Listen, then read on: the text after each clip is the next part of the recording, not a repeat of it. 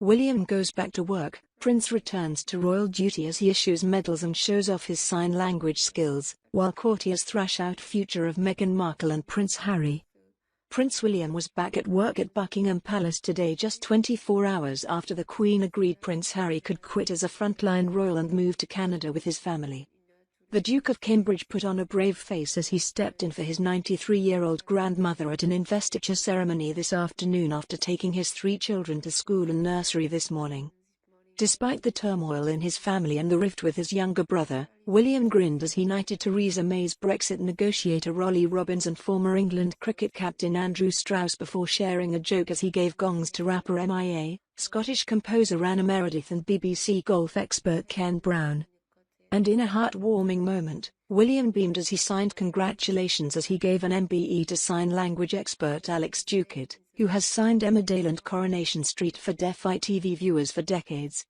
The third in line to the throne was back to work as Meghan Markle denied she was barred from dialing into the landmark Sandringham summit from Canada as the Sussex team continues to negotiate an abdication deal on money, titles and establishing their international commercial brand. Palace officials working for the Queen, Prince Charles and William were said to have feared yesterday's talks could have been recorded or intercepted if the Duchess took part from Vancouver, where she is with Archie.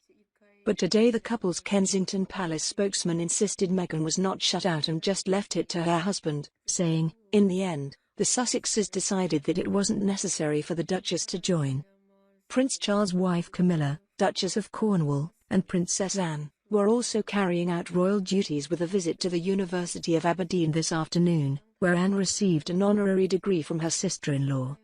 After the family meeting at Sandringham yesterday, Her Majesty released a historic and emotionally charged statement regretting the Duke and Duchess of Sussex's bombshell decision. The Big Four Windsors are not expected to meet again in person but will be consulted by phone as their private secretaries thrash out a deal over their titles, tax bills, royal duties, funding and living arrangements in Canada and the UK, as well as who will pay to protect them. Sir Edward Young for the Queen, Clive Alderton for Charles, Simon Case for William and Fiona McIlwain for Harry have been ordered by Her Majesty to get a deal done within days.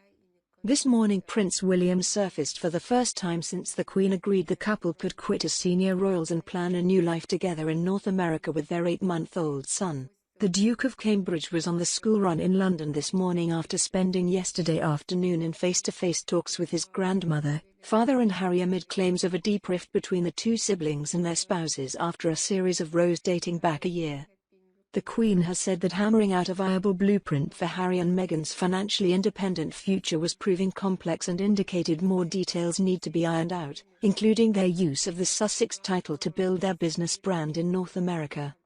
There will be strict instructions on branding, for example, said one senior figure last night, adding, "No one wants to see the Sussex name on a tub of margarine," a nod to when Princess Diana's Memorial Fund logo appeared on millions of Flora boxes a year after her death. Prince Charles is said to be focused on money because Harry relies on his father's annual £2.3 million Duchy of Cornwall payment to meet family bills. The Prince of Wales has already lavished a small fortune on his younger son, from his wedding to the fitting out Frogmore Cottage, the Windsor house he is now largely going to vacate when he uproots to North America. A friend said, "He doesn't have unlimited resources. Harry needs to know that." William and Harry's relationship is feared to be at an all-time low following a series of furious rows, including a bust-up before a polo event in July last year, while Kate and Meghan are also said to have had words after the Duchess of Sussex reportedly beheaded Kensington Palace staff before Christmas 2018. But the Duke of Sussex is said to believe that his brother and his wife Kate never gave Meghan a chance in the 20 months since their marriage, with his wife said to have told him over Christmas in Vancouver, "It's not working for me," hastening their decision to quit as senior royals. According to Daily Mail editor-at-large Richard Kay's inside account of the Norfolk showdown, Harry arrived 2 hours early to secure a one-to-one meeting with the Queen to give his side of the story.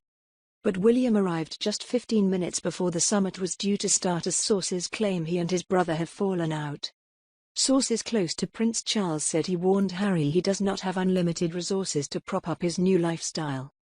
The 2-hour meeting between the Queen, Charles, William and Harry was conducted in a calm environment. Talks on money, titles and other privileges will continue today, with the Queen very clear that a deal must be done this week. According to friends, Harry arrived ahead of schedule to square things with his grandmother, who came into the crunch talks deeply disappointed with him and Meghan for wanting to step back from their official duties. William skipped lunch and arrived just minutes before the talks began. In last night's statement, the Queen's sincere regret was made clear, saying she would have preferred them to remain full-time working members. But after her one-to-one with Harry, followed by 2 hours of calm discussions with him, Charles and William, Her Majesty agreed to a transition period where the Duke and Duchess would step away from royal engagements as they spend more time in Canada. After the meeting concluded, Princes Charles, William and Harry left in 3 separate cars. The Queen has ordered staff to find a solution within days to the remaining sticking points, including the couple's future funding, which is expected to impose rigid rules on their commercial activities. This was a deliberate nod to what happened in the aftermath of Diana's death when her memorial fund began endorsing cash-raising schemes that appalled the public. Yesterday's unprecedented royal parley culminated with a 5 p.m. statement from the palace, in which the Queen gave Harry and Meghan the green light to press ahead with plans to become financially independent. The monarch said, "Today my family had very constructive discussions on the future of my grandson and his family. My family and I are entirely supportive of Harry and Meghan's desire to create a new life as a young family. Although we would have preferred them to remain full-time working members of the royal family, we respect and understand their wish to live a more independent life as a family while remaining a valued part of my family. Harry and Meghan have made clear that they do not want to be reliant on public funds in their new lives. It has therefore been agreed that there will be a period of transition in which the Sussexes will spend time in Canada and the UK. These are complex matters for my family to resolve, and there is some more work to be done, but I have asked for final decisions to be reached in the coming days." The Queen, who is desperate to chart a way out of the crisis raging through the family ranks, has ordered courtiers to double down efforts to develop a blueprint for the Sussexes' future, to be completed within days. In the statement, the head of state broke with protocol to refer to the couple by their first names rather than the Duke and Duchess of Sussex. Some experts have decoded this to mean Harry and Meghan could be stripped of their titles, while others have played it down as the grandmother, 93, simply striking a soft tone. Royal commentator Victoria Arbiter said the move was likely to be telling, tweeting, "I do think it was very striking, particularly in a statement from the Queen. Are they having to give up their titles? This would be an indication they are." Reacting to the statement, Queen Elizabeth biographer and royal historian Robert Lacey said the language was an immensely personal intervention uncharacteristic of typical palace communiques. He told BBC Radio 4, "It is remarkably hands-on. I mean, it may have been processed through officials, but this is the Queen, speaking to her people and speaking about her family, and I think coming right through it is the concern she feels." Speaking to The Times, royal author Ingrid Seward said, "The first round has gone to the Sussexes. It feels that the royal family are bending over backwards to try and help." Yesterday's unprecedented meeting represented the first time that Harry, 35, had met with his closest relatives since early November, with the prince and his wife having taken a 6-week break in Canada over the Christmas period. Although they arrived back only last week, Meghan, 38, has already returned to the country. Aides have now been set to work to try to come up with a workable solution to the crisis, preferably by Friday.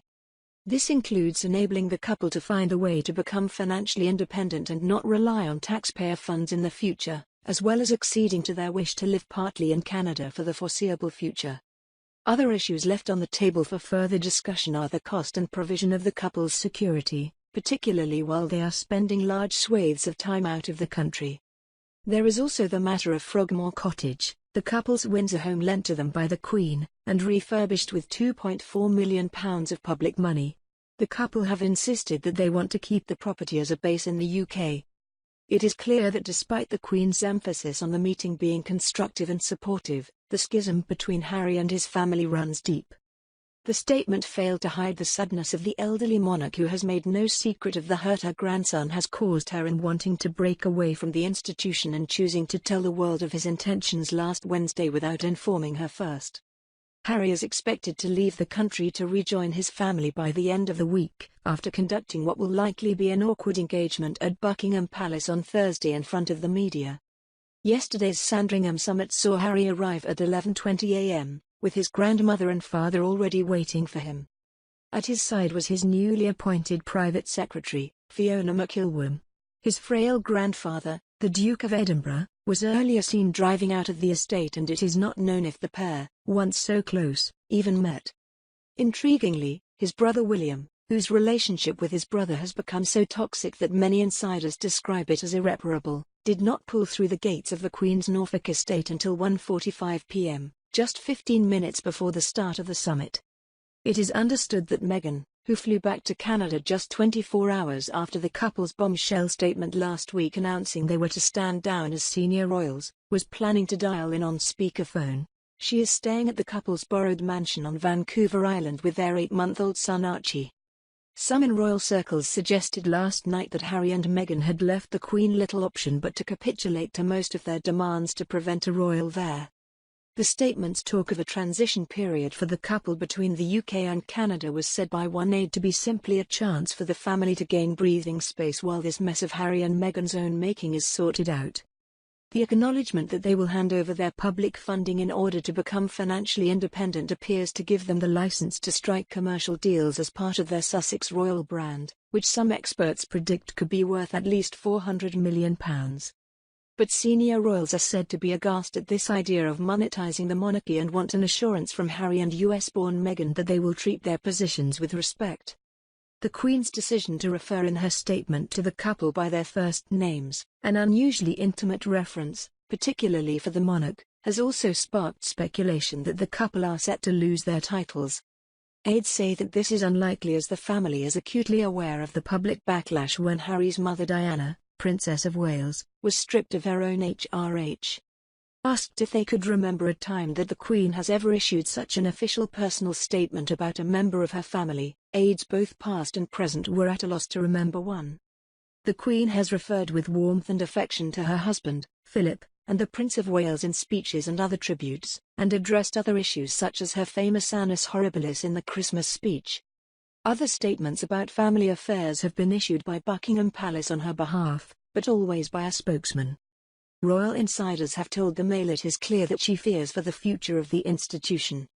Although she and Charles are agreed on the importance of a slimmed-down monarchy in the future, Harry and his family were always considered an important part of the lineup. Boris Johnson said he was absolutely confident that the royal family would be able to resolve the crisis around the Duke and Duchess of Sussex's future roles. The Prime Minister told BBC Breakfast, "My view on this is very straightforward. I am a massive fan, like most of our viewers, of the Queen and the royal family as a fantastic asset for our country. I'm absolutely confident that they are going to sort this out." But he said it would be easier for them to resolve the issues without a running commentary from him. Asked if the royals had the right to a private life, Mr. Johnson said, "I think that all those dilemmas are well understood and I have absolutely no doubt they are going to sort it out. But they are going to sort it out much more easily without a running commentary from politicians." In response to suggestions that race was an issue in the media coverage of the Duchess of Sussex, Mr. Johnson dodged the question, saying, "I don't think this is helped by running commentary from politicians.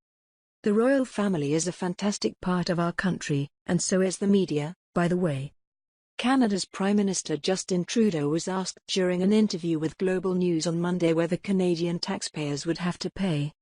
He replied, "That is part of the reflection that needs to be had and there are discussions going on.